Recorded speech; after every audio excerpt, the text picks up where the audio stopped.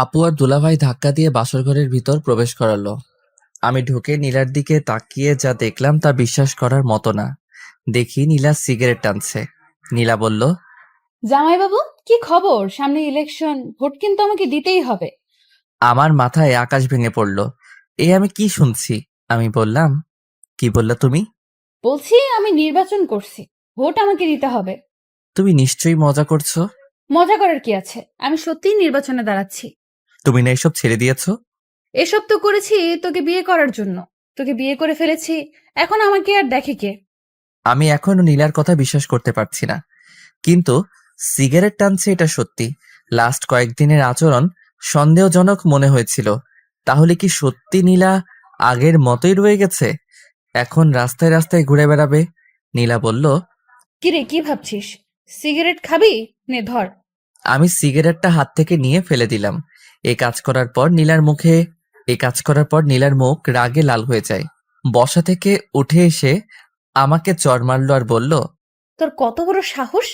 তুই আমার হাত থেকে সিগারেট ফালায় দিয়েছিস। জানিস আমি কে? আমি এই এলাকার বড় আপু।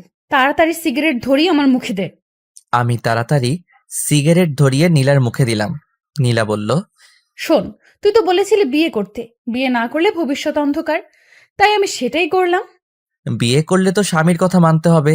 তাই এখন আমি তোমার স্বামী, তোমার আমার কথা মানতে হবে। মানবো না, কি করবি? অনেক কিছু। আমাকে কিছু করলে তোর হাত পা ভেঙে সারা জীবনের জন্য লুলা বানিয়ে দিব। আমি ভাবলাম নীলা এখন তার পাওয়ার দেখাচ্ছে, অহংকারে তার মাথা ঠিক নাই। আমি বললাম, শোনো, আমার বোধহয় তোমার মাথা ঠিক নাই। তোমার লম্বা একটা ঘুম দরকার। আমি সম্পূর্ণ ঠিক আছি। আমি যদি চেয়ারম্যান হই, তাহলে কত মানুষ আমাদের সম্মান করবে, তাই না? আমার এত সম্মান দরকার নাই। তোমাদের প্রকৃত সম্মান কোথায় জানো? ওকে ওকে, আমি আর শুনতে চাই না। নীলা, তোমার কি হয়েছে? কি সুন্দর কথাবার্তা ছিল তোমার। কথার মধ্যে আলাদা একটা জাদু ছিল। হঠাৎ করে সব পাল্টে গেল। আমার বোধহয় তোমার মাথা ঠিক নাই। এখন তোমার ঘুম দরকার। কি? আমার মাথা ঠিক নাই? এই বলে ঠাস করে আমাকে চড় মেরে দিল। ব্যথার কারণে কাঁদি নাই, কষ্টের কারণে চোখ দিয়ে পানি চলে আসলো। আমি নীলার পায়ে ধরে বললাম, নীলাপু, তুমি আমাকে মেরে ফেলো, কিন্তু আমার মা বাবার সাথে কটু কথা আর খারাপ ব্যবহার করো না। ওকে, পা ছাড়। না, তুমি ওয়াদা করো আমার কথার বিরুদ্ধে গেলে। তাদের সাথে নরম ভাষায় কথা বলবা। ওকে, বলবো। আমি খেয়াল করলাম নীলার পায়ে ধরাতে নীলা কেমন যেন মোচড় দিয়ে উঠল। যতক্ষণ পায়ে ধরে রাখছিলাম ততক্ষণ বড় বড় শ্বাস নেয়। আমি পা ছেড়ে এক কোণায় গিয়ে বসলাম। কিছুক্ষণ কোনো কথা বললাম না। আমি বললাম, আমার ঘুমে ধরেছে, আমি ঘুমিয়ে যাই। এই সময় গয়না কে খুলবে? কেন, তোমার হাত আছে না? আমি একটা বালিশ আর খেতা নিয়ে নিচে শুয়ে পড়লাম। নীলা বলল, ওপরে শো। না, তোমার সাথে শুবো না। কেন? চিন্তা ভাবনা করে দেখো। আমি এই বলে নিচে বিছানা করে শুয়ে পড়লাম। নিচে কার্পেট আছে, বালিশ আর খেতা দিয়ে শুয়ে পড়লাম। আপু দুলাভাই কম্বল দেয় নাই। ভাবছে আজ রাতে এমনিতেই গরম থাকবো, কম্বল লাগবে না। আমি নিয়ত করলাম যতদিন পর্যন্ত নীলা আমার কথা মতো না চলবে ততদিন আমি নীলার শরীর টাচ করব না। আর যদি বেশি বাড়াবাড়ি করে তাহলে অন্য ব্যবস্থা করব। ভাবছিলাম আজ নীলার ২৭ বছরের জীবনের একটা কষ্টের ইতি ঘটতে যাচ্ছে, কিন্তু না, সেই কষ্টটা আরো দীর্ঘমেয়াদী হলো। নীলার মুখটা আমার চোখে ভাসছে। মন চাচ্ছে এখন গিয়ে মনের ইচ্ছা মতো কিস করার জন্য, কিন্তু সেটা সম্ভব না। যেদিন পর্যন্ত আমার পায়ে ধরে মাপ না চাইবে ততদিন পর্যন্ত কোনো স্পর্শ নাই। যদি পরকীয়া করে করুক, পরদিন অন্য মেয়ে নিয়ে আসবো। যেহেতু ২৭ বছর কোনো পরকীয়া করে নাই, মনে হয় না সামনে করবে। এসব কথা ভাবতে ভাবতে কখন যে ঘুমিয়ে পড়লাম। সকালবেলা ঘুম থেকে উঠে দেখি নীলা পাশে আমাকে জড়িয়ে ধরে ঘুমিয়ে আছে বিছানার উপর। আমি সাথে সাথে উঠে পড়লাম। নীলাও উঠে পড়ল আর বলল, কি হলো? উঠে পড়লি কেন? তোমাকে কে বলেছে আমার সাথে শুতে? আমার মন চাইছে তাই। থাকো তুমি তোমার মন নিয়ে। আমি চলে গেলাম ওয়াশরুমে। ওয়াশরুম থেকে বের হয়ে টেবিলে পড়তে বসলাম। কিছুক্ষণ পড়লে মা ডাক দিল খেয়ে যেতে। খাইতে গেলাম। মা জিজ্ঞেস করলো, নীলা কই? আসে নাই? না। আসবো নে। মা আবার রুমে গেল, গিয়ে নীলাকে নিয়ে আসলো। আমি খাওয়া দাওয়া করে চলে গেলাম রুমে। একটা কথাও বললাম না, খেয়ে চলে আসলাম। বিছানায় শুয়ে মোবাইল টিপছি। নীলা চা আনলো, বলল, এই নে চা। টেবিলে রাখো। নীলা টেবিলে রাখলো। নীলা বলল, আমি বাইরে যাব। যেখানে মনে চাই যাও, আমাকে জিজ্ঞেস করার কি আছে। দেখলাম নীলা রেডি হয়ে বাইরে চলে গেল। আমিও পিছে পিছে বের হলাম, কারণ সে আমার বউ। সবচেয়ে বড় কথা হলো আমি তাকে ভালোবাসি। নীলা এলাকার কয়েকজন ছেলের সাথে দেখা করলো, তাদের সাথে অনেকক্ষণ কথা বলল। আবার নীলা বাড়ির দিকে হাঁটা ধরলো। আমি দোকানে গিয়ে সিগারেট ধরাইলাম, খেয়ে বাসায় আসলাম। দেখি নীলা ঘর ঝাড়ু দিচ্ছে। আমি বিছানায় শুয়ে পড়লাম। নীলা আমার দিকে আর চোখে তাকাচ্ছে, দেখে আমি কিছু বলি কিনা। কিন্তু না, আমি একটা কথা বলবো না। যতদিন পর্যন্ত এসব না ছাড়বে, এভাবে মানসিক কষ্ট পেয়ে যাবে। ঝাড়ু দিয়ে আমার পাশে শুইল। আস্তে আস্তে নীলা একটা হাত আমার শরীরে রাখলো। আমি যত বিরক্ত আছে সব বিরক্ত নিয়ে নীলার দিকে তাকালাম। নীলা হাত সরিয়ে নিল। আমি উঠে কাপড় নিয়ে ওয়াশরুমে চলে আসলাম। ভাবলাম আমার কথা মানবে না, আবার আমার কাছ থেকে সুখের আশা করে। এত সোজা না দুনিয়াটা। আমি দেখলাম নীলার কয়েকটি কাপড় ভিজানো আছে, সেগুলো ধুয়ে দিলাম। আমি গোসল করে কাপড়গুলো নিয়ে ছাদে চলে গেলাম। ছাদে গিয়ে কাপড় নেড়ে আসলাম। এসে দেখি নীলা ওয়াশরুমে মনে হয় গোসল করছে। আমি টেবিলে বসে বই ঘাঁটছি। ভাবছি এক রুমে দুই মানুষ, একজনের সাথে আরেকজন কথা বলে না। নীলা ওয়াশরুম থেকে গোসল করে বের হলো, নতুন এক শাড়ি পরে, যেটা দেখে আমার মাথা পুরো গরম হয়ে গেল। নীলা কাপড় নেড়ে বিছানায় বসে চুল আঁচড়াইতেছে, আর আমি লোভাতুর দৃষ্টিতে নীলার দিকে তাকিয়ে রইলাম। তার কোমরের একাংশ দেখা যাচ্ছে। আমি কাশতে কাশতে বাথরুমে চলে গেলাম। আধা ঘন্টা পর বের হলাম। বের হয়ে দেখি জমিয়ে মার সাথে আড্ডা দিচ্ছে। দিনটা কেটে গেল, সারাদিন কেউ কারোর সাথে কথা বলি নাই। রাতের বেলা আমি পড়তেছি, নীলা শুয়ে শুয়ে মোবাইল টিপছে। কতক্ষণ পড়লাম জানি না। নীলা বলল, হইছে, আর পড়তে হবে না, এবার ঘুমা। তোমার বলা লাগবে না। আমি আস্তে আস্তে বিছানায় শুয়ে পড়লাম। নীলা আমার পাশে শুইল। আমি বললাম, নীলা, এসব নির্বাচন কি দরকার আছে? চলো আমরা নিজেরা সুন্দর একটা সংসার করি। দেখ, নির্বাচন সম্পর্কে আমাকে কিছু জিজ্ঞেস করবি না, ওইটা তো বাইরে। এখন তো আমরা দুজন একসাথে। এখনো তুমি আমার থেকে অনেক দূরে। এই বলে আমি বালিশ নিয়ে নিচে চলে আসলাম। আমি কি করব বুঝতে পারছি না। আজকে নীলাকে অনেক সুন্দরী দেখাচ্ছে। আমার মন বলছে এমন একটা মেয়েকে আমার মন চাচ্ছিল। কেন জানি মনে হচ্ছে সে কাছে থেকেও অনেক দূরে। মা বাবা যদি জানতে পারে নীলা নির্বাচন করবে, তাহলে কি যে হবে আল্লাহ জানে। সবচেয়ে বেশি কষ্ট পাবে মা। এর আগে নীলাকে আটকাতে হবে। কেমন জানি একটা আওয়াজ আসছে, মনে হচ্ছে কেউ কাঁদছে। নীলা কাঁদছে, বুঝছি নীলা কষ্টে কাঁদছে। আমি বুঝতে পারছি না কি করব। নীলার কাছে গিয়ে নীলাকে সান্ত্বনা দিব, চাইলেই সম্ভব। কিন্তু না, আমি তা করছি না। কাঁদুক, ইচ্ছে মতো কাঁদুক, বুঝুক তার জীবন আমি কতটা গুরুত্বপূর্ণ। অনেকক্ষণ হয়ে গেল, এখনো কাঁদছে।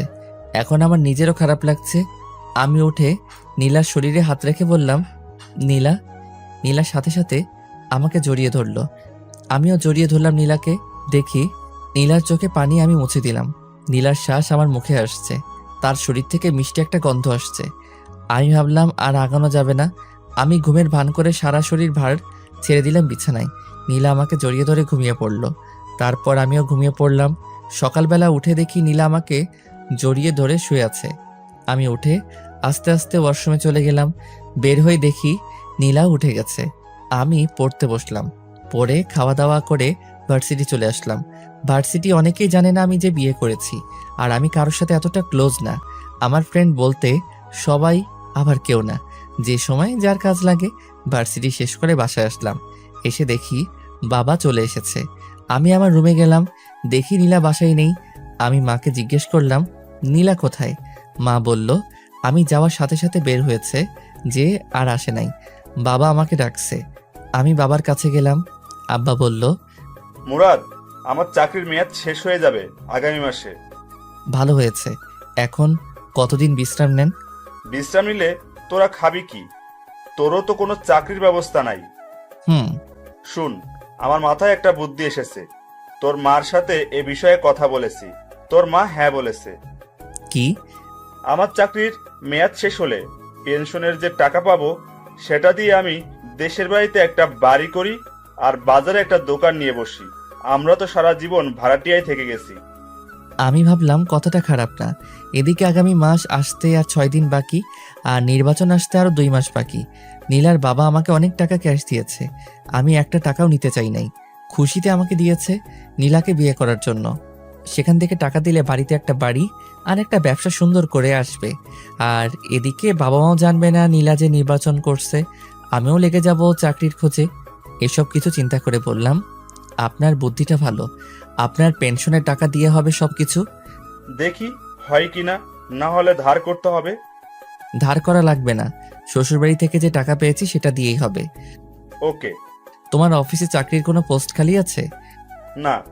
তাহলে আমি আগামীকাল থেকে লেগে পড়ি চাকরির খোঁজে। তাই কর। আমি রুমে এসে ভাবতে লাগলাম নীলা কোথায় গেল। নীলার মার কাছে ফোন দিলাম। হ্যালো আম্মা, কেমন আছেন? ভালো। বাবা তুমি কেমন আছো? ভালো।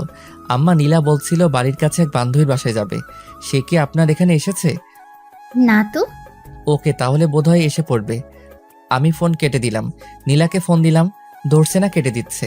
আমি কি করব কিছু বুঝে পাচ্ছি না। ঘর থেকে বের হব তাকে খোঁজার জন্য, অমনি নীলা ঘরে ঢুকলো। আমি কিছু বললাম না, আর বললে কি হবে, সে তো আমার কথা শুনবেই না। এরপরেও আমি জিজ্ঞেস করলাম, কোথায় গিয়েছিলে? বাড়িতে গিয়েছিলাম। ও, মিথ্যা কথা ভালোই বলতে পারো। যেখানে মনে চায় সেখানে যাব, তোকে বলতে হবে? এমন কথা শুনে আমার মেজাজ গরম হয়ে যায়। আমি কানে কানে গিয়ে বললাম, রাতে তাহলে কাঁদিস, তোর খবর আছে। দেখবো না তুই কি করস। ওকে। মা নীলাকে ডাক দিল। নীলা চলে গেল। আমি একটু বাইরে বের হলাম। একটা চায়ের দোকানে গিয়ে সিগারেট নিলাম। কোথা থেকে জানি এক ছেলে এসে জিজ্ঞেস করলো, কি ভাই, কি খবর? আমি চিনতে পারলাম সাজিদ। এই তো আছি। তোমার আর বড় আপুর বলে বিয়ে হয়েছে? হুম। তুমি কি করে বড় আপুকে পটিয়ে বিয়ে করে ফেললে? আমার ভাবতে অবাক লাগছে। আরে ভাই, কপালে আছে। সেটাই, তোমার বউ তো নির্বাচনে পাশ করব। সত্যি? তুমি জানো না, আজকে যে বক্তৃতা দিছে অর্ধেকের বেশি মানুষ তার পক্ষে চলে এসেছে। তাই নাকি? ধুর ভাই, আপু আপনার কাছে কিছুই বলে না? কোথায় বক্তব্য দিয়েছে? আপনি জানেন না, ওই সামনের মোড়ে। এত আয়োজন, এত কিছু, এসবের খরচ কে দিয়েছে? বড় আপু। ধুর ভাই, আপনি আমার কাছ থেকে চালাকি করে কথা জেনে নিচ্ছেন। আপু জানতে পারলে আমাকে মারবে। ধুরু ভাই, বসো। মামা বেনসন দাও তো। মামা এসে সিগারেট দিল। আমি বললাম, আমার একটা কাজ করতে পারবা? আপুর বিরুদ্ধে আমি কিছুই করতে পারবো না। আরে বোকা, সে তো আমার বউ, আমি তার বিরুদ্ধে কি বলবো? শুনো, তুমি শুধু বলবা সামনে কোথায়, কোন জায়গায় তোমাদের বড় আপু বক্তব্য দেয়। কি করে বলবো? ফোন করে। ফ্ল্যাক্সির টাকা? 500 টাকা দিয়ে বললাম, এবার হবে। হুম। সাজিদ চলে যায়।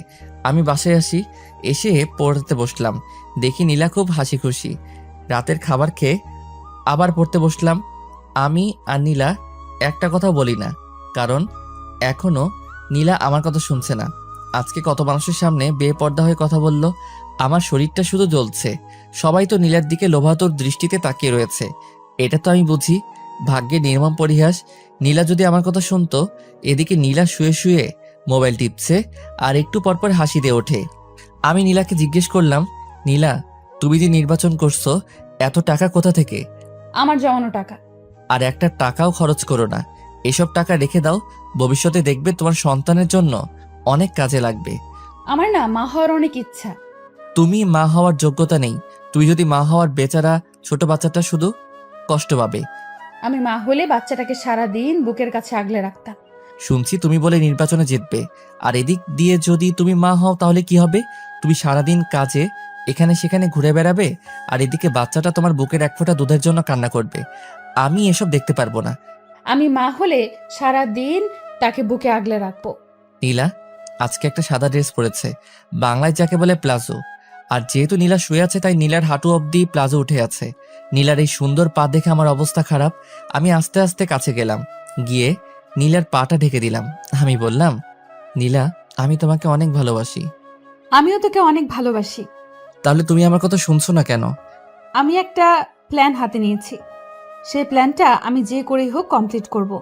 নীলা, তুমি কেন বুঝছো না? যদি মা বাবা জানতে পারবে তুমি নির্বাচন করছো, তাহলে বুঝতেই পারছো মা কতটা কষ্ট পাবে। যেই মাকে তুমি বিয়ার কথা বলাতে মা সাথে সাথে রাজি হয়ে যায়, তোমাকে কতটা বিশ্বাস করে। একটু ভুলের জন্য সব শেষ হয়ে যাবে। আমাকে একজন বলছে একজনে অনেক কথা বলবে, এসব কথায় কান্না দিতে। সকল স্বামী তার স্ত্রীর ভালো চায়, আমি কখনো তোমার খারাপ চাই না। নীলা, এসব হলো ছেলে মানুষের কাজ। তোমার উচিত আমাদের সংসার কিভাবে সুন্দর করা যায় সেটা চিন্তা ভাবনা করা। যা তো এখান থেকে তুই, আমার ভালো লাগছে না। আমি জানি নীলা, আজকে তুমি কোথায় গিয়েছো। জানলে ভালো। কেন নীলা, তোমার কি একটু জানের ভয় নেই? আছে। তাহলে এত মানুষের সামনে বেপর্দা হয়ে কিভাবে কথা বললে? আমি অনেকক্ষণ প্র্যাকটিস করেছি। আর আমাকে কি কেউ মেরে ফেলবে নাকি? তুমি একা একা চলো, আমার ভয় করে। তাহলে তুই আমার সাথে চল। নীলা, তুমি আমাকে ভালোবাসো? হুম।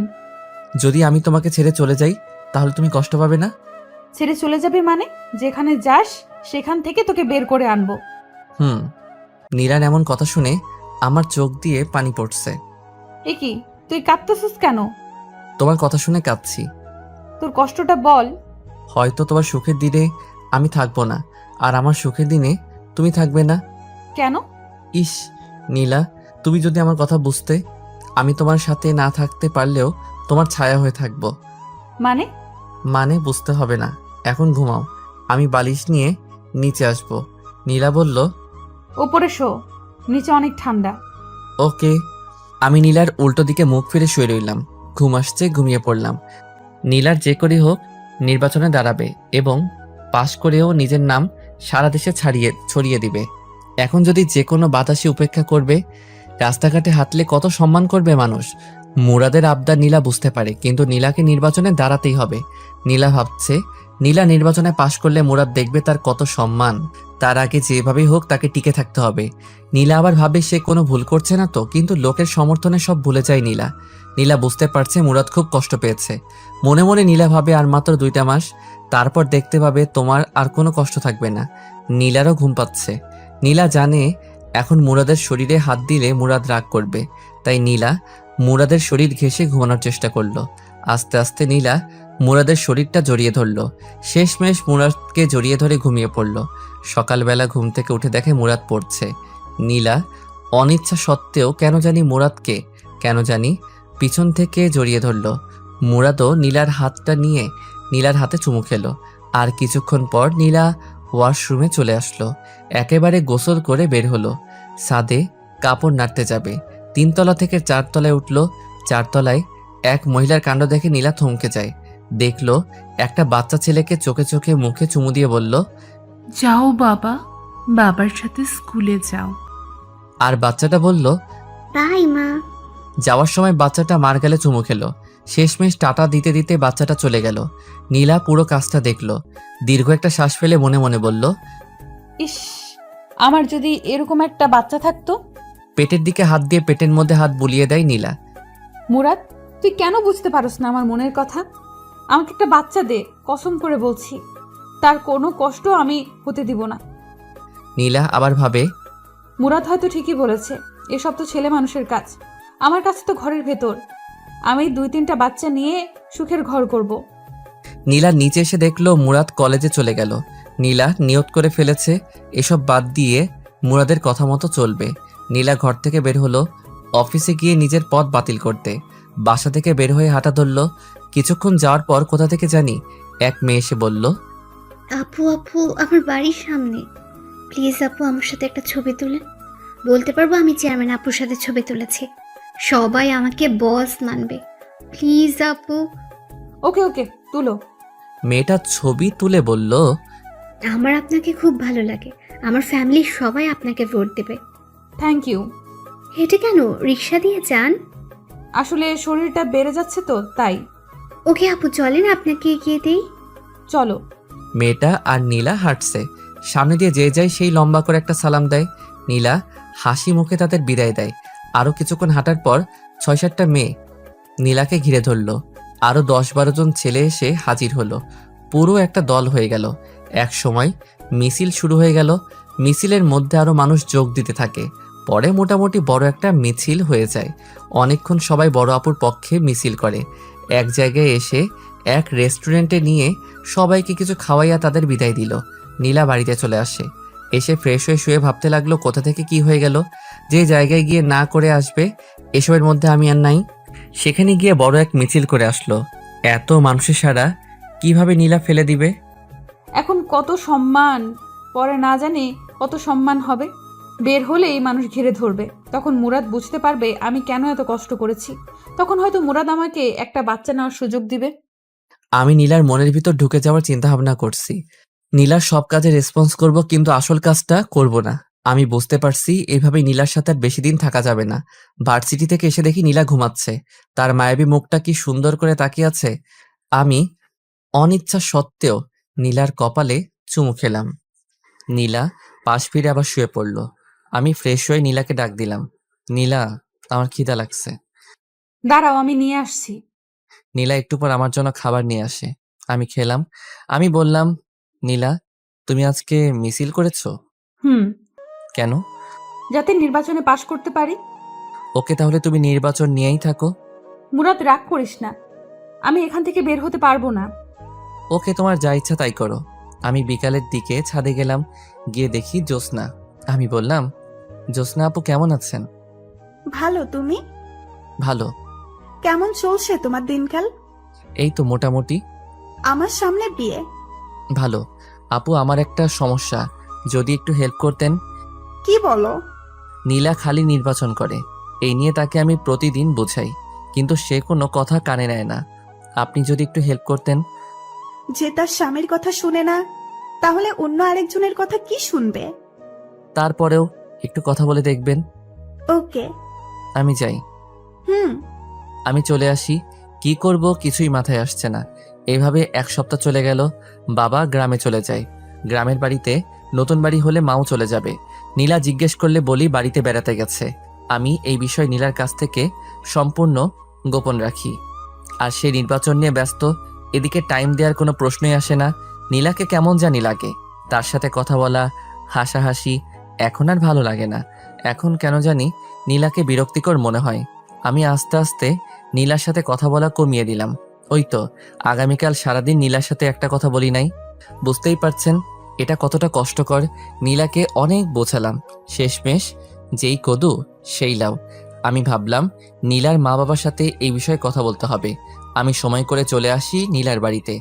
দেখি তার মা বাবা দুজনেই বাড়িতে। হঠাৎ নীলাকে ছাড়া আমাকে দেখে তারা অবাক হয়ে যায়। নীলার মা বলল, বাবা, তুমি এমন সময় একা? নীলা কোথায়? নীলা বাড়িতে। আম্মা আব্বা কিছু কথা আসছিল। নীলারে নিয়ে একটা সমস্যা হচ্ছে। কি সমস্যা? আসলে নীলা খালি নির্বাচন করে।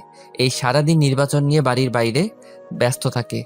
কত যে বললাম এসব ছেড়ে দিতে, আমরা সুন্দর করে সংসার সাজাই, কিন্তু কে শুনে কার কথা। আপনারা দুজন যদি একটু বলতেন এসব ছেড়ে দিতে, তাহলে খুশি হতাম। আসলে বাবা কি বলবো, সে ছোটবেলা থেকেই স্বপ্ন দেখে আসছে এই এলাকায় নির্বাচন করবে। তাই সে ছোটবেলা থেকে টাকা জমাইছে। তোমার অসুবিধা হলে আমরা অবশ্যই নীলাকে বুঝাবো। ধন্যবাদ। আমি নীলার বাড়ি থেকে খাওয়া দাওয়া করে বাসায় আসলাম। এসে দেখি নীলা ঘরের ভিতর নাচতেছে। আমি মুচকি হাসি দিলাম। আমি বললাম, এত খুশি কেন? সবাই বলছে আমি পাশ করব। ঘরের বাইরে বের হলে কত মানুষ আমাকে ঘিরে ধরে। সেটা তো ধরবেই, কারণ তুমি অনেক সুন্দরী, আর সুন্দরের পূজা করে সবাই। সুন্দরী বলে না, আমি চেয়ারম্যান হব বলে। এখনো কোনো নেতা তোমাকে আহ্বান করে নাই রাতে তার সাথে থাকার জন্য? এটা কি বলি তুই? আবার বল। মুহূর্তের মধ্যে নীলা চোখ মুখের রং পাল্টে গেল। যদি এরকম অফার পাও তাহলে ফোন করে বলে দিও আজ রাতে আমি বাইরে থাকবো। ঠাস ঠাস করে দুটো চর বসিয়ে দিল গালে। আমি বললাম, সত্যি কথা বললে কারো সহ্য হয় না। নীলা কেঁদে দেয়। কেঁদে কেঁদে আমাকে জড়িয়ে ধরে বলে, তুই এমন কথা বলিস না। এই নীলা শুধু তোর, নীলার সব তোর। নীলার যৌবন রূপ সব তোর, এসব কিছু তোর জন্য। নীলা আমার একটা হাত নিয়ে তার গালে দিল। খুব কষ্ট হচ্ছে নীলা, এর একটা কিছুই আমি পাবো না। এসব কিছু কয়েকদিন পর পথের মানুষের কাছে চলে যাবে। এমন কথা মুখে আনিস না মুরাদ। আমি তোরে ভালোবাসি, তোকে ছাড়া আমি বাঁচবো না। তুই এমন কথা আর বলিস না। প্লিজ নীলা, তুমি এসব ছেড়ে চলে আসো। প্লিজ প্লিজ, তোমার আর আমার জন্য সুন্দর একটা জীবন অপেক্ষা করছে। এসব ছেড়ে দাও। নীলা কিছু বলছে না। আমি আস্তে আস্তে নীলার গালে ধরে নীলার ঠোঁটের কাছে আমার ঠোঁট নিয়ে আস্তে আস্তে লাগিয়ে দিলাম। নীলা চোখ বন্ধ করেছে। নীলা আমার মাথাটা চেপে ধরলো তার ঠোঁটে। আমি পাগলের মতো কিস করছি নীলাও। নীলার শ্বাস ভারী হচ্ছে। আমি ভাবলাম এখনই বাদ দিতে হবে, না হলে নীলাকে আটকানো কঠিন হবে। আমি আস্তে আস্তে নীলাকে ছেড়ে দিলাম। নীলা বলল, কি হলো? ভালোই তো লাগছিল, আবার ধর। মনে হয় মা ডাকছে। এই বলে আমি সোজা ঘর থেকে বেরিয়ে আসলাম। নীলা বুঝতে পারছে না কি বলবে, শুধু তাকিয়ে রইল।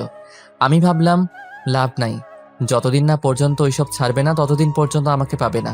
আমি 2-3 জায়গায় চাকরির জন্য নিবন্ধন করলাম। এসব বিষয় নীলার কাছে গোপন রাখলাম। তাকে বলে কি করব? আমি বাইরে যাওয়ার সাথে সাথে নীলা ঘর থেকে বের হয়ে পড়ে। আর কি বলবো, এসব কিছু নীলার কাছে গোপন রাখলাম। আমি সোজা বাইরে আসলাম, এসে সিগারেট খেলাম, খেয়ে রুমে ঢুকলাম। রুমে ঢুকলে নীলা বলল, তুই আমার বাবা মার কাছে বিচার দিয়েছিস কেন? মনে চেয়েছে।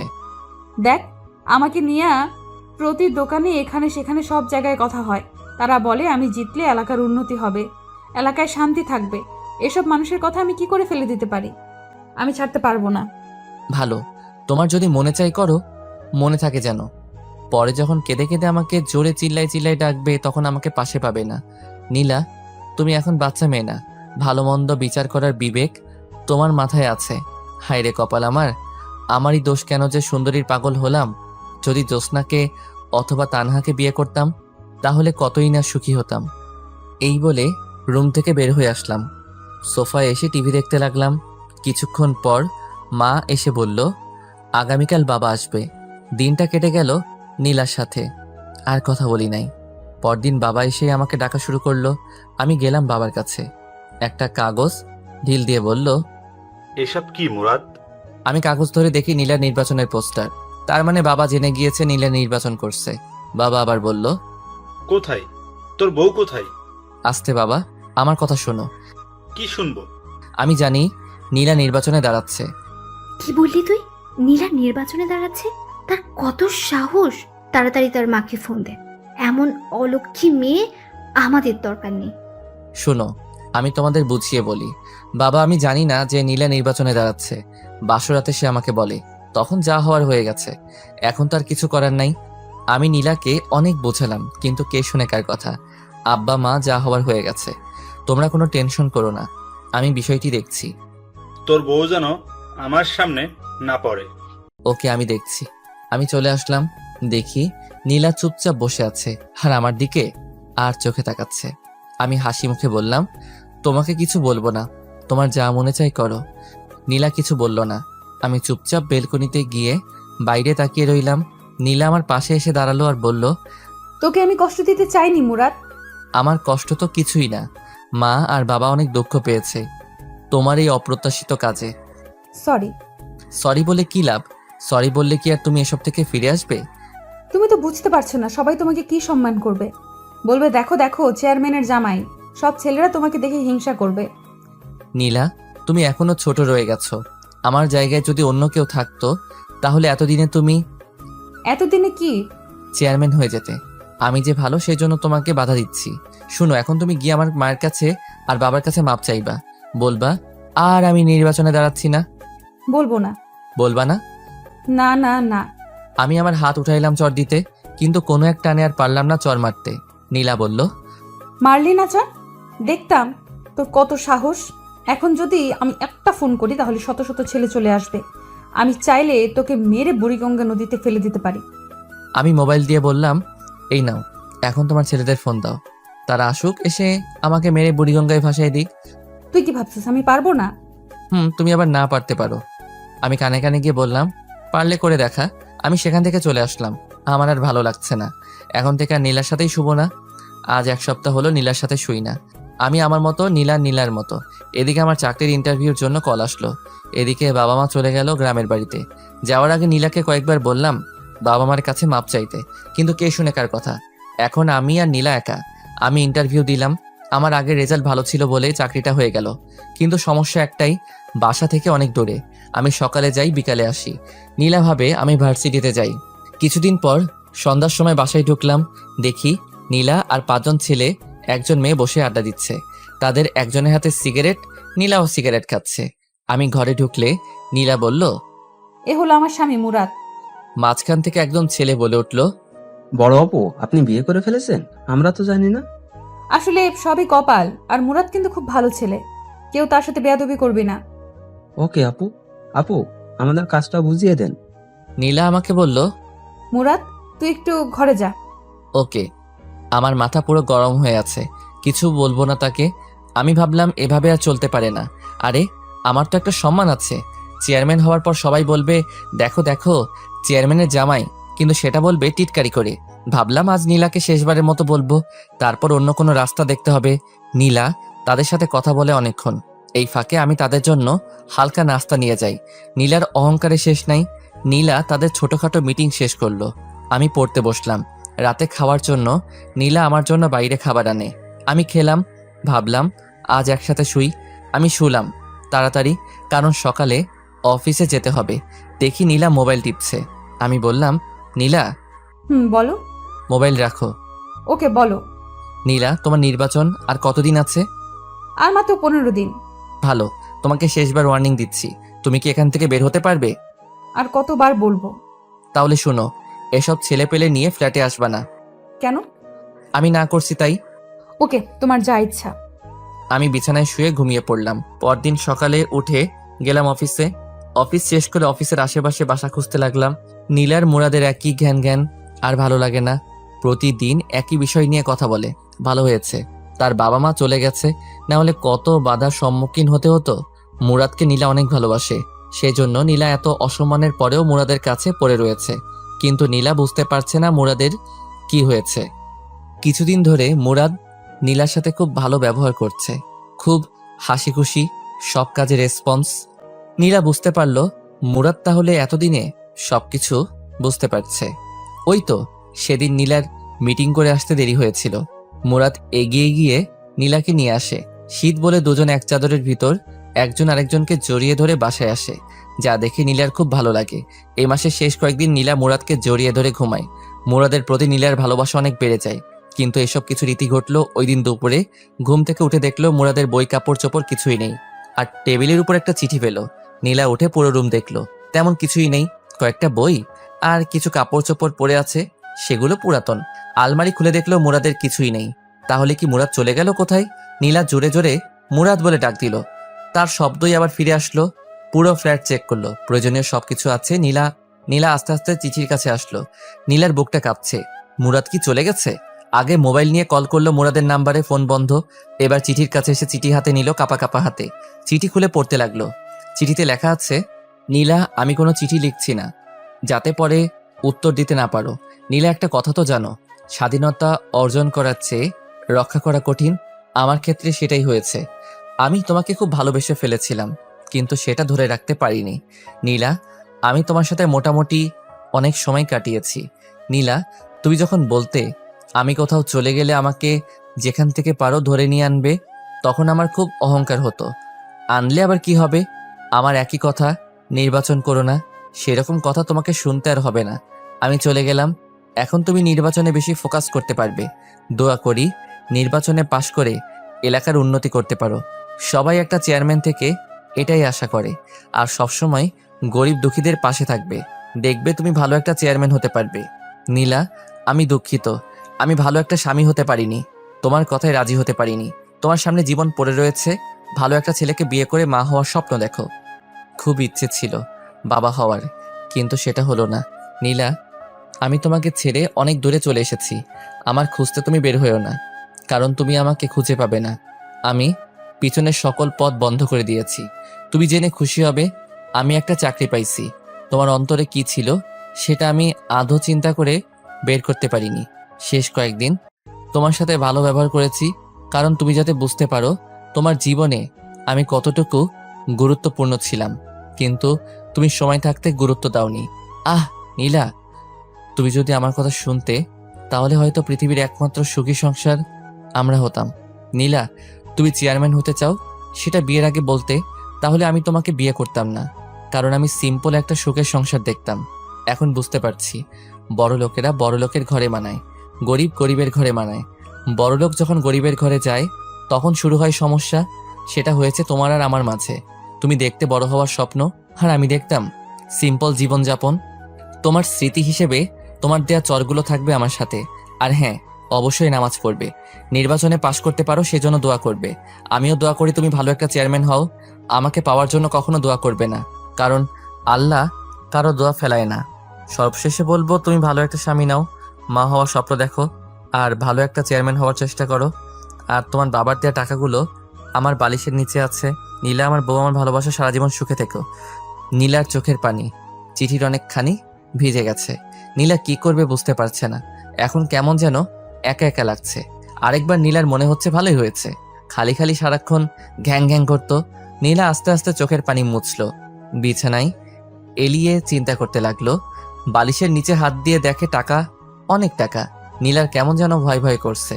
নীলা একা এই বাসায় থাকতে পারবে না। মুরাদ বলছে চাকরি পেয়েছে, কোথায় পেয়েছে সেটা জানতে হবে। সেটা জানতে পারলে তার ঠিকানা বের করা যাবে। নীলা পুরো ফ্ল্যাট খুঁজলো, এরকম কিছুই পেল না। নীলার মনে হলো কে জানি দরজায় টোকা দিচ্ছে। খুলে দেখে জ্যোৎস্না। জ্যোৎস্নাকে দেখে নীলা হাউ মাউ করে কেঁদে উঠলো আর জ্যোৎস্নাকে জড়িয়ে ধরলো। জ্যোৎস্না বলল, নীলা কাঁদছস কেন? আর মুরাদ কোথায়? চলে গেছে আমাকে ছেড়ে। সেটা তোর জন্য আরো ভালো হয়েছে। এখন শান্তি মতো তুই নির্বাচন করতে পারবি, আর তোকে কেউ বাধা দিবে না। না না, এ হতে পারে না। সেজন্য মুরাদ আমাকে ছেড়ে চলে যাবে? আমি তোকে আগেই বলেছি মুরাদের কথা মতো চল। কিন্তু সে চলে যাবে কেন? তুই তার কথা 16 কানা শুনুস নাই। তুই যদি তার কথা মতো চলতি, তোর জায়গায় যদি আমি থাকতাম তাহলে আমি কোনো কথার অবাধ্য হতাম না। এখন আমি কি করব? তাকে ছাড়া কিভাবে থাকবো? তোর যেটা প্রাপ্য তুই সেটাই পাইছস। তাকে আমি ভালোবাসি। এমন ছেলেও পাওয়া যায় বইয়ের কারণে বাড়ি থেকে চলে যায়। আমি তাকে ছাড়া থাকতে পারবো না। তাকে আমি অনেক কষ্ট দিয়েছি। আল্লাহ, তুমি তাকে আমার কাছে ফিরিয়ে দাও। শোন, সে মনে হয় আর আসবে না। তুই এখানে থাকতে পারবি না। ঘন্টা 3 আগে আমার কাছে মুরাদ গিয়েছিল, তারপরে এই কাগজটা আমার কাছে দিয়ে যায়। কাগজে কি আছে শুনবি? বলো। জ্যোৎস্না আপু, তুমি আমার একটা কাজ করে দিও। আমি চলে যাচ্ছি নীলাকে ছেড়ে। নীলা তো এখানে একা থাকতে পারবে না, আর যদি থাকে তাহলে বলবেন কাউকে সাথে নিয়ে থাকতে, কারণ রাতে বুঝতে পারবে রাতটা তার জন্য কতটা নিষ্ঠুর। নীলা যদি চলে যায় তাহলে ফার্নিচার গুলো নিচের দেওয়া ঠিকানায় পাঠিয়ে দিয়েন। আর কিছু টাকা আছে। না, আমি এখানেই থাকবো। শেষমেশ আমি এই ঘরটা নিয়ে আমি বেঁচে থাকতে চাই। আমি শিওর মুরাদ আমাকে অনেক ভালোবাসে। সে একদিন ফিরে আসবে। সে একদিন ফিরে আসবে। সেটা তোর কপাল। তার আগে তোকে নির্বাচন থেকে বেরিয়ে আসতে হবে। তোর বিয়ের আর কয়দিন আছে? আর 13 দিন। এখন থেকে নিয়ে বাকি দিনগুলো তুই আমার সাথে থাকবি রাতে। ওকে, পরে দেখি। আমি যাই, মনে হয় মা ডাকছে। একটু পর একেবারে চলে আসিস। ওকে। জ্যোৎস্না চলে গেলে নীলা ফপিয়ে কাঁদতে লাগলো। ভাগ্যের জোরে অফিসের পাশে একটা ব্যাচেলর ফ্ল্যাট পেয়ে যাই, সেখানে উঠি। ভাবলাম আজ সবকিছু সমাপ্তি হলো। নীলাকে ভালো লাগতো, কিন্তু নীলার নির্বাচন ভালো লাগতো না। আমি যে রুমে সিট নিলাম সেই রুমে আরো 2 জন আছে। তারা 2 জন চাকরিজীবী, তাই আমাদের ফাইজলামো করার কোনো প্রশ্নই আসে না। যাই হোক, পরদিন সকালে অফিসে গেলাম। আমার মুখ থেকে হাসি নামক শব্দটি উধাও হয়ে গেছে। অধিকাংশ সময় আমি নীলাকে নিয়ে চিন্তা করি। ফেলে এসেছি, আবার কোনো ভুল করিনি তো? যদি কোনো অঘটন ঘটিয়ে ফেলে? কিছু ভালো লাগছে না। অফিসে কত মানুষ হাসাহাসি করে, আমি সারাক্ষণ আমার কাজ নিয়ে ব্যস্ত থাকি। সারাক্ষণ নীলার মুখটা সামনে ভাসে। অফিসের ম্যানেজার সবাইকে ডাক দিল, আমিও গেলাম। আমি গিয়ে পিছনে এক কোণায় দাঁড়িয়ে রইলাম। এক একজনকে এক এক কাজ দিয়ে বিদায় করছে ম্যাডাম। সবার পরে আমার সিরিয়াল আসলো। মেয়েটা আমার থেকে মনে হয় 3 বছরের ছোট। ছোট হলে কি হবে, বস তো বসই। আমাকে আমার কাজ দিলে আমিও চলে আসি। অফিসে কত মেয়ে, সারাক্ষণ নীলার কথা মনে পড়ে। নীলা এখন কি করছে? মনে হয় কাঁদছে, আবার মনে হয় সে তো এখন খুশিতে নাচছে, কারণ তাকে বাধা দেওয়ায় আর কেউ নেই। ধুর, যেটা চলে গেছে সেটা গেছেই, এখন কাজে মনোযোগ দেই। অফিস শেষ করে রুমে এসে গোসল করে খাওয়া দাওয়া করে শুয়ে রইলাম। কিছুক্ষণ শুয়ে থাকার পর পাশের একজন বলল, তার নাম সাজ্জাদ। ভাই, আপনি এরকম সবসময় নীরব আর মুখ গোমড়া করে রাখেন কেন? কোনো সমস্যা আমাদের বলেন, দেখি হেল্প করতে পারি কিনা। ভাই, আপনার কি বউ আছে? হ্যাঁ ভাই। তার কথা আপনার মনে পড়ে না? হ্যাঁ মনে পড়ে, প্রতিদিন কথা বলি। আজকে তো কয়েকবার কথা বললাম। ভাই, আমি আমার বউকে সারা জীবনের জন্য ছেড়ে চলে এসেছি, তাই ভাই তার কথা চিন্তা করি। কেন ভাই, আপনি আপনার বউকে ছেড়ে চলে এসেছেন? ভাই, শখের বশে এক সিনিয়র আপুকে বিয়ে করেছিলাম। বিয়ের পর তার কথা আমি শুনতাম, কিন্তু সে আমার কথা শুনতো না, তাই ছেড়ে চলে এসেছি। Very interesting. আমরা দেখি যত কম বয়সী মেয়ে আর তুমি কি না সিনিয়র আপুকে বিয়ে করো? থাক ভাই, যা হওয়ার হয়ে গেছে, এখন সামনে ফোকাস করেন। দেখবেন আরো ভালো মেয়ে কপালে আসবে। আমি পড়তে বসলাম, কারণ আমাকে ভার্সিটি শেষ করতে হবে। এটা বেসরকারি, যে কোনো সময় চাকরি চলে যেতে পারে। পরদিন অফিসে গেলাম, সারাদিন অফিস করলাম, কারোর সাথে কথা বলিনি। সবাই টিফিন করে আর আমি নীলার কথা চিন্তা করি। সে কি এখনো ঠিক আছে নাকি? আমি নেই বলে কারোর সাথে কামে লিপ্ত হয়েছে? না না, নীলা এরকম মেয়েই না। ভাবলাম নীলাকে একটা নজর দেখে আসবো। আগামীকালই যাব, অফিস শেষ করে চলে আসব। এক লোক এসে খবর দিল ম্যানেজার ডাকছে। আমি অফিসে গেলাম। ম্যাডামকে দেখে আমার মেজাজ গরম হয়ে যায়। ম্যাডাম, এটা কোনো কাপড় পরলো? একটা টাইট জিন্স আর টাইট শার্ট, ঠোঁটে লিপস্টিকে ভরা, চুলগুলো মাথায় পাহাড় করে রেখেছে। আমি লজ্জায় মাথা নিচু করে দাঁড়িয়ে রইলাম। নীলাকে আমি জিন্স অবস্থায় 2 দিন দেখেছি, তারপরেও প্রথম আর সবসময় নর্মাল পোশাক পরতো, যার কারণে নীলাকে আমার অনেক ভালো লাগতো। আর শাড়ি পরা অবস্থায় দেখলে মনে হতো, রিয়ান ভাইয়ের কথাটা, কোন গ্রহ থেকে এসেছো তুমি, যেখানে শুধু রূপের চর্চা করা হয়। এখন নীলার শাড়ি পরা মুখটা মনে হলে শরীরে কাঁপুনি দিয়ে ওঠে। বসেন। আমি মাথা নিচু করে চেয়ারে বসলাম। আবার বলল, মুরাদ ভাই, এখানে কি আপনার কোনো কাজ করতে অসুবিধা হচ্ছে? না। তাহলে সব সময় এমন মন মারা হয়ে থাকেন কেন? 2 দিন একেবারে বেশি। আমার মতে এই অফিসে আসার পর একমাত্র আমার সাথে আপনি কথা বলেছেন। কেন? কারণ জানতে পারি? না, আমি শুধু আমার কাজ করব। এমন মানুষ হয়? আপনার বাড়িতে দেখলাম আপনি বিবাহিত। আপনার ওয়াইফের সাথে কোনো সমস্যা হয়েছে? সেরকমই ধরতে পারেন। এটা কোনো সমস্যা হলো? সেজন্য আপনি যাওয়ার সময় তার সবচেয়ে বেশি পছন্দের জিনিসটা নিয়ে যাবেন। দেখবেন সব ঠিক হয়ে যাবে। আমি চলে আসলাম। হিসেব করে দেখলাম নির্বাচনের আর মাত্র কয়েকদিন বাকি। পরদিন অফিস বন্ধ, তাই সময় করে রাতে এলাকায় আসলাম, যাতে কেউ না চিনতে পারে। শীতের রাত, মুখে মাফলার জ্যাকেট বেঁধে, সাথে মাথায় ক্যাপ দিয়ে রাস্তায় হাঁটছি। হাঁটতে হাঁটতে বাসার সামনে গেলাম। বাসার নিচে দাঁড়িয়ে আর চোখে বেলকনিতে তাকাচ্ছি। দেখি বাতি জ্বালানো, তার মানে নীলা এখানেই আছে।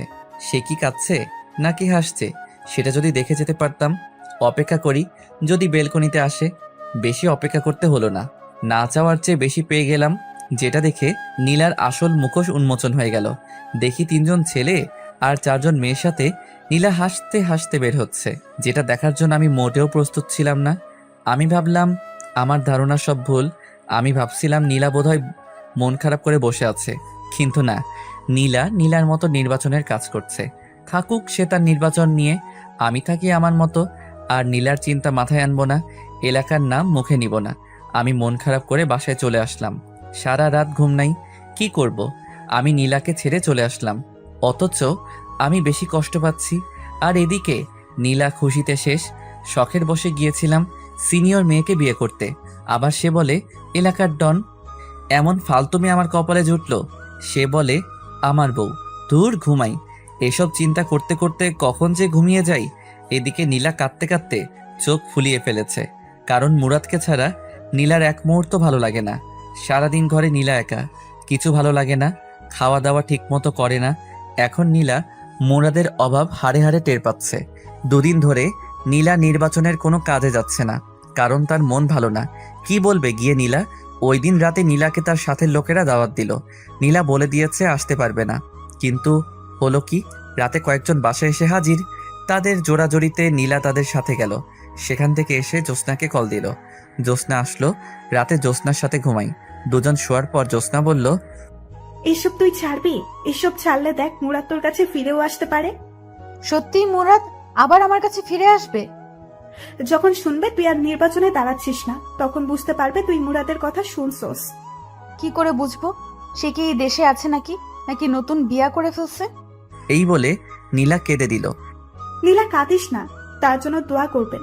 সে যেন ভালো থাকে। দেখবি একদিন ঠিকই আল্লাহ তোদের দুজনকে মিলিয়ে দেবে। নীলা ফুপিয়ে ফুপিয়ে কাঁদছে আর মোবাইল থেকে ছবি বের করে মুরাদকে দেখছে। এসব দেখতে দেখতে কখন যে ঘুমিয়ে যায়। সকালে উঠে নীলা নামাজ পড়ে আল্লাহর কাছে অনেক কান্নাকাটি করে মুরাদকে ফিরিয়ে দেওয়ার জন্য। আমি পরদিন অফিসে যাই। গতকাল থেকে আজকে আমার মনটা বেশি খারাপ। অফিস শেষ করে চলে আসব। একজন এসে বলে গেল ম্যাডাম ডাকছে। আমি ম্যাডামের অফিসে গিয়ে মাথা নিচু করে দাঁড়িয়ে রইলাম। বললাম, বসেন। আমি আস্তে আস্তে বসলাম। এখন আপনি আমার সামনে হাসি দেবেন। পারবো না। দেন বলছি, দেন, না হলে আপনার চাকরি নট। আমি হাসি দেওয়ার চেষ্টা করলাম, কিন্তু হাসির বদলে ফুপিয়ে ফুপিয়ে কান্না শুরু করলাম। এটা কি হলো? আমি বললাম হাসতে আর আপনি কিনা কাঁদছেন। প্লিজ কাঁদবেন না। এই নিন টিস্যু। টিস্যু নিয়ে আমি চোখ মুছলাম। ম্যাডাম বলল, এক্স্যাক্টলি আপনার সমস্যা কি আপনি আমাকে খুলে বলবেন? হুম। আপনার ওয়াইফ কি মারা গেছেন? না, তবে বেঁচে থেকেও আমার সাথে নেই। আমি বুঝেছি। যান, আপনাকে কিছুদিন ছুটি দিলাম, বউকে নিয়ে কোথা থেকে ঘুরে আসেন। আমি চলে আসলাম, কিন্তু পরের দিন আমি অফিসে যাই। ম্যাডাম অবাক হয়ে যায়, কিন্তু কিছু বলল না। আমি হিসাব করলাম নীলার নির্বাচন হতে আর সপ্তাহ 7 দিন আছে। কিছু ভালো লাগছে না, কেন জানি মন চাচ্ছে নীলাকে আরেকটা নজর দেখতে। দূর আমার বেহায়া মনে, আমি আর নীলার কথা মনে আনবো না। ভাবলাম আরেকটা বার দেখেই আসি, এটাই শেষ। পরদিন রেডি হয়ে রাতে বের হলাম। কিছুক্ষণ জার্নি করার পর এলাকায় পা রাখলাম। আমার উদ্দেশ্য বাসায় নিচে দাঁড়িয়ে তার হাসি মুখটা দেখে চলে আসবো। বাসার কাছে চলে আসলাম, এমন সময় একটা নারী চিৎকার আসছে। আমি আস্তে আস্তে হেঁটে আরো কাছে গেলাম। চিৎকার চেনা চেনা লাগছে। কাছে গিয়ে দেখি নীলা। আমার সারা শরীরে একটা হিমশীতল স্রোত বয়ে গেল। দেখি 4 জন ছেলে নীলাকে ঘিরে ধরেছে। একজন বলছে, তুই নির্বাচন করবি? শালিকে ধর, তার নির্বাচনের স্বাদ মিটিয়ে দেই। ভাবলাম তারা বিপক্ষ দলের কেউ। একজন ছেলে নীলার দিকে আগাচ্ছে। আমি বুঝতে পারছি না নীলাকে তারা কি করবে। দেখি ওনা টান দিয়ে সরিয়ে দিতে চাইলো। আমার মাথায় রক্ত উঠে গেল। ভাগ্যবশত আমার পাশে একটা বেলচা ছিল। আমি মুখটা ভালো করে ঢেকে নিলাম যাতে নীল না বুঝতে পারে। বেলচা নিয়ে আগালাম। যেহেতু চারদিকে অন্ধকার, তাই একদিক থেকে উদয় হয়ে যে নীলার ওড়না দিয়ে টান দিল, তার পিঠে গিয়ে আঘাত করলাম। শালা জোরে এক চিৎকার দিয়ে নিচে শুয়ে পড়লো। আমি আবার অন্ধকারে চলে গেলাম। আমি তাদের দেখছি, কিন্তু তারা আমাকে দেখছে না। তারা সতর্ক হয়ে গেল। আমি জায়গা পরিবর্তন করে আরেকটার পিছনে গিয়ে তার পায়ে আঘাত করলাম। সেও চিৎকার করে শুয়ে পড়ল। আমি আবার অন্ধকারে চলে গেলাম। আমি আবার জায়গা পরিবর্তন করে আরেকটার পিছনে গিয়ে তার ঘাড়ে আঘাত করলাম। সেও শুয়ে চিৎকার করতে লাগলো, ও মা গো, ও মা, ও মা গো। আমি অন্ধকারে চলে গেলাম। যেহেতু শীতের রাত, কুয়াশা, কিছুই দেখা যায় না। আবার রাত। আরেক হালা চিৎকার করে বলছে, শালা কে রে তুই? সাহস থাকলে সামনে আয়। আমি আস্তে আস্তে পা টিপে তার পিছনে গিয়ে দাঁড়ালাম। শেষমেশ সে বুঝতে পারে, কিন্তু ততক্ষণে আমার হাত রেডি। সে ঘুরে আর আমি তার কানের নিচে নরম জায়গায় ঘুষি চালালাম। সে দাঁড়ানো থেকে অজ্ঞান হয়ে ডাইরেক্ট রাস্তায় পড়ল। একজনকেও মাথায় আঘাত করলাম না, যদি মারা যায়। আমি আবার অন্ধকারে চলে গেলাম। বাকি 3 জন, তাকে উঠিয়ে দৌড়। তারা চলে গেলে আমি নীলার সামনে প্রকাশ হলাম। তার সামনে বেলচা ঢিল দিয়ে রাস্তায় ফেলে ঘুরিয়ে উল্টো হয়ে হাঁটা ধরলাম। কিন্তু নীলার চালাক চোখ আমাকে চিনতে পারে। নীলা আমাকে ডাক দিল, মুরাদ, মুরাদ, এবার অনেক জোরে। কিন্তু আমি আমার মতো হাঁটছি। নীলা কাঁদে আর ডেকেই যাচ্ছে, মুরাদ, মুরাদ, আমার কথা শোনো। কিন্তু আমি আমার হাঁটা থামালাম না, কারণ পিছনে ফেরার টাইম নেই। আস্তে আস্তে নীলার মুরাদ, মুরাদ ডাক মিলিয়ে গেল। আমি আমার গন্তব্যের দিকে রওনা দিলাম। মুরাদ ডাক ডেকেই যাচ্ছে নীলা, কিন্তু কে শুনে কার কথা। নীলা বাসায় এসে বিছানায় শুয়ে কাঁদতে লাগলো। কাঁদছে আর বলছে, আমি কি দোষ করছিলাম? কেন তুই আমাকে এত বড় শাস্তি দিচ্ছস? কে জানি দরজায় টোকা দিল। খুলে দেখে জ্যোৎস্না। জ্যোৎস্নাকে দেখে হাউমাউ করে কেঁদে উঠল। বলল, মুরাদ ছিল ওটা। মুরাদ আমার কাছে আসছিল, আমাকে শয়তানগুলোর হাত থেকে রক্ষা করেছে। কোথায় সে? কই? কখন দেখছস? আমাকে বুঝিয়ে বল। আমি ডাক্তারের দোকান থেকে আসছিলাম ওষুধ নিয়ে, তখন 4 জন ছেলে আমাকে ঘিরে ধরলো। আমি জোরে জোরে চিৎকার করতে লাগলাম।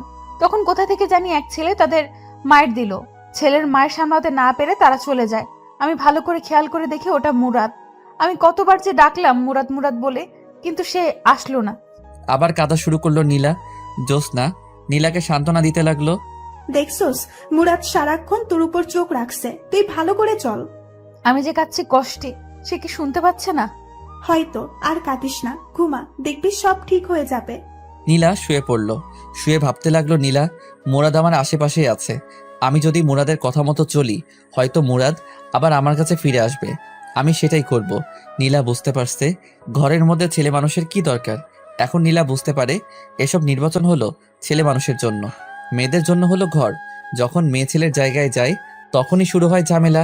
আর আমি মুরাদকে ছাড়া কিছু কল্পনা করতে পারি না। মুরাদ আমার সব।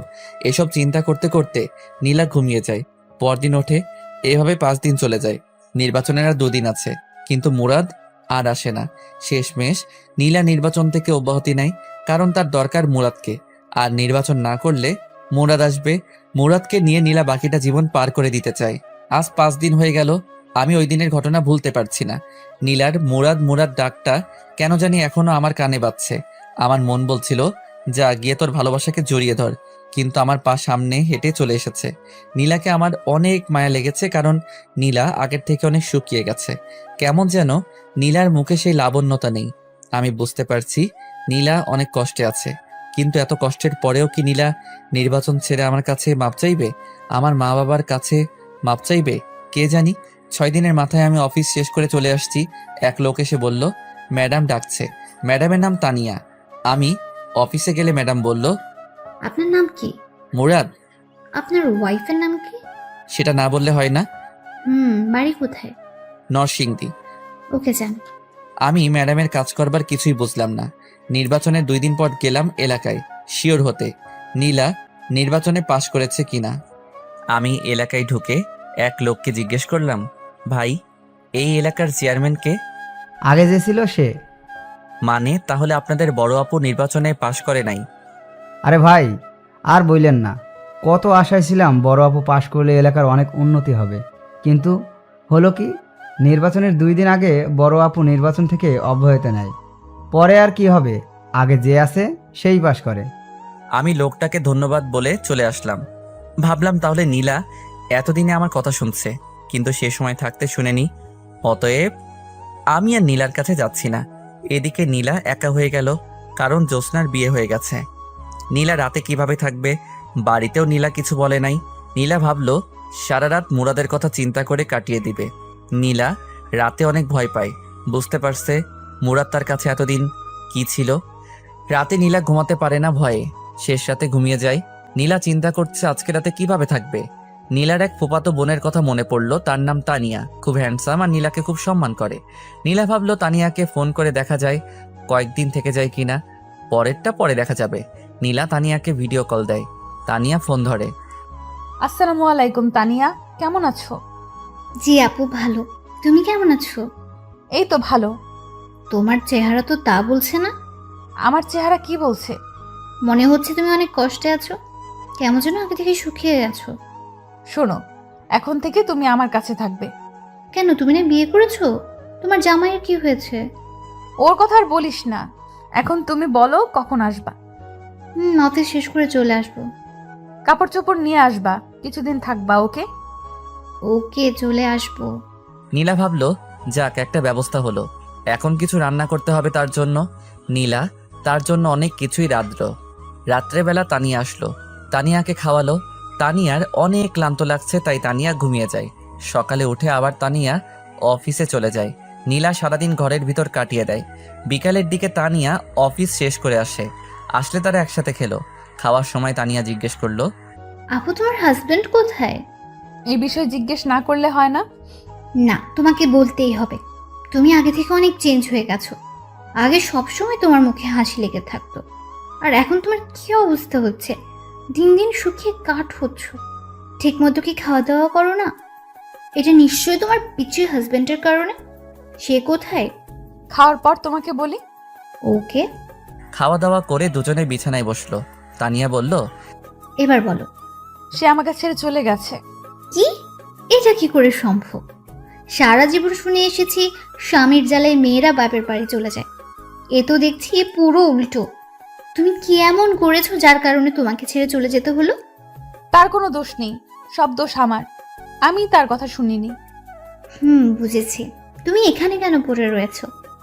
সে যেহেতু তোমাকে ছেড়ে চলে গেছে, তাহলে তুমি বাড়ি চলে যাও। একা একা ভয় করে না?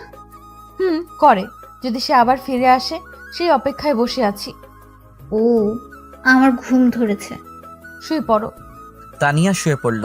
নীলাও শুয়ে পড়ল। তানিয়া জিজ্ঞেস করলো, আচ্ছা আপু, তোমার হাজবেন্ডের নাম কি? মুরাদ। তার বাড়ি জানি কোথায়? নরসিংদী। আপু, তার একটা ছবি দেখাও তো। নীলা মুরাদের একটা ছবি দেখায়। তানিয়া তাদের কাহিনী সব বুঝতে পারে। এদিকে নীলা আপু মুরাদের জন্য কেঁদে কেঁদে শেষ, আর ওদিকে মুরাদ নীলা আপুর জন্য কেঁদে কেঁদে শেষ।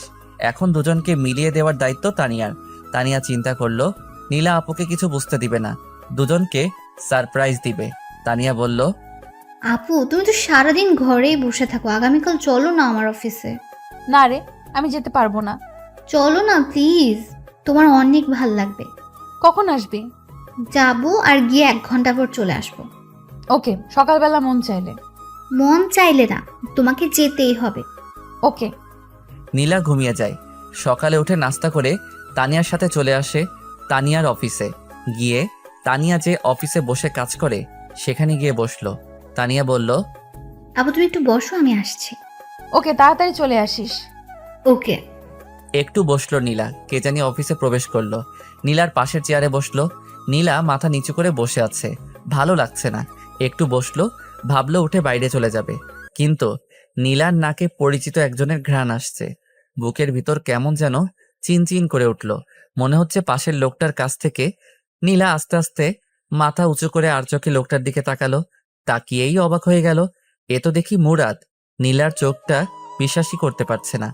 পাশে বসা ছেলেটা মুরাদ। নীলা কেন জানি বিশ্বাস করতে পারছে না পাশে বসা ছেলেটা মুরাদ। শিওর হতে ডাক দিল, মুরাদ, মুরাদ, মুরাদ। ডাকে আমার ঘুম ভেঙে যায়। স্বপ্নে দেখতেছিলাম নীলা আমাকে ডাকছে। চোখ খুলে দেখি সাজ্জাদ ভাই ডাকছে। বলল, ভাই কখন থেকে ডাকছি, উঠেন না। ভাই স্বপ্ন দেখছিলাম।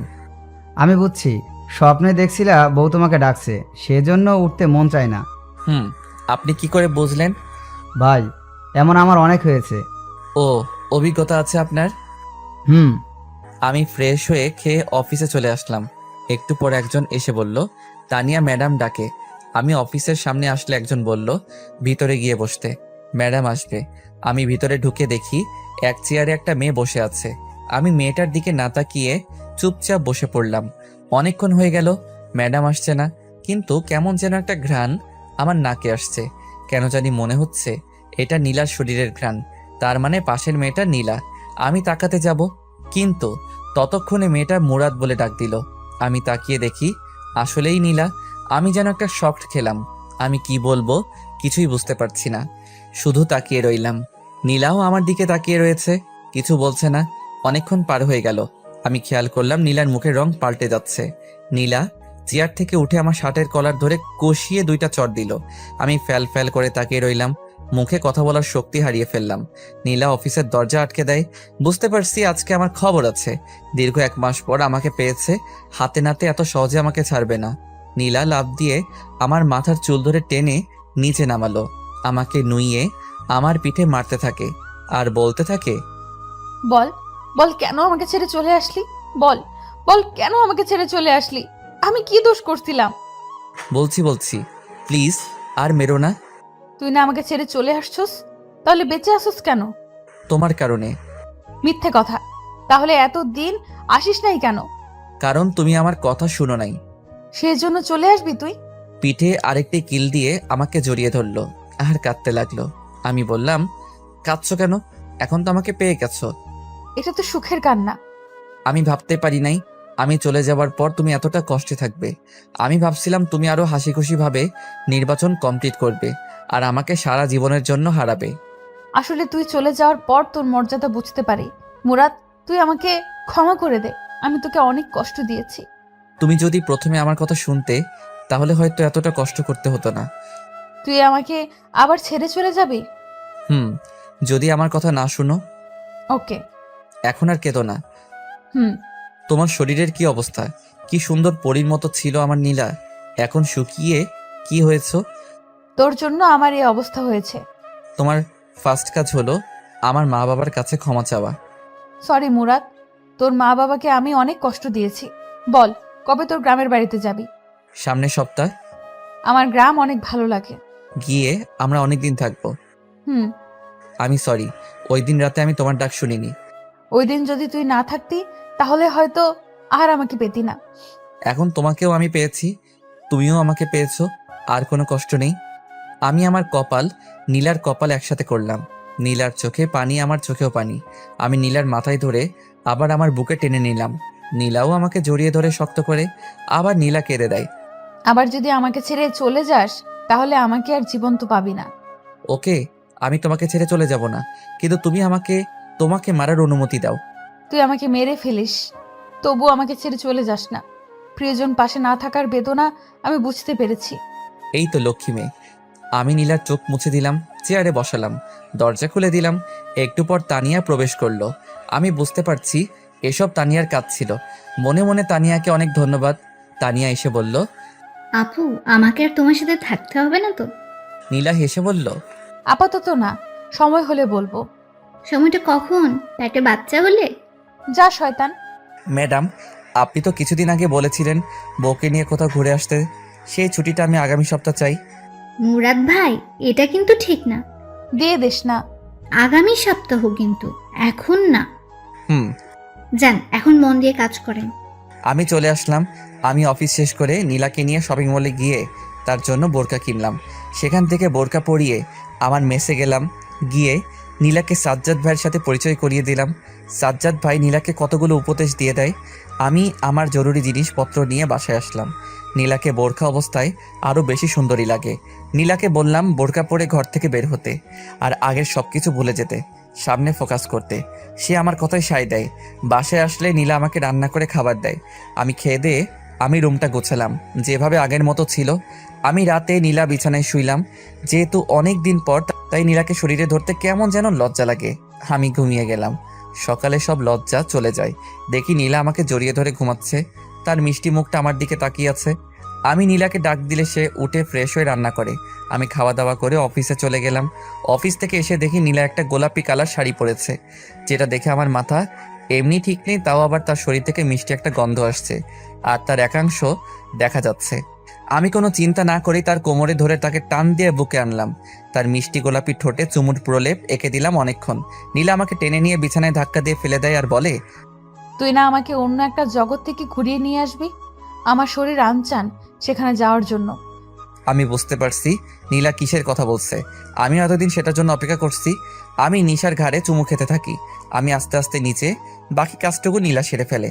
ভাবলাম এত ফেতনার ভিতরেও নীলা নিজেকে সম্পূর্ণ ঠিক রেখেছে।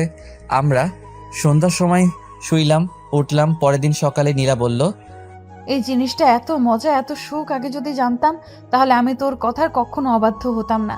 আমি আরো 10 বছর আগে বিয়ে করে ফেলতাম। তখন কিন্তু তুমি আমাকে পেতে না। তা ঠিক। এখন বলো কি খাবে? সেটাও বলে দিতে হবে। না, এখন না। আমি নাস্তা তৈরি করছি, খেয়ে দিয়ে অফিসে যাও। ওকে। আমি অফিসে চলে আসি। পরের সপ্তাহ আমরা গ্রামের বাড়ি আসি।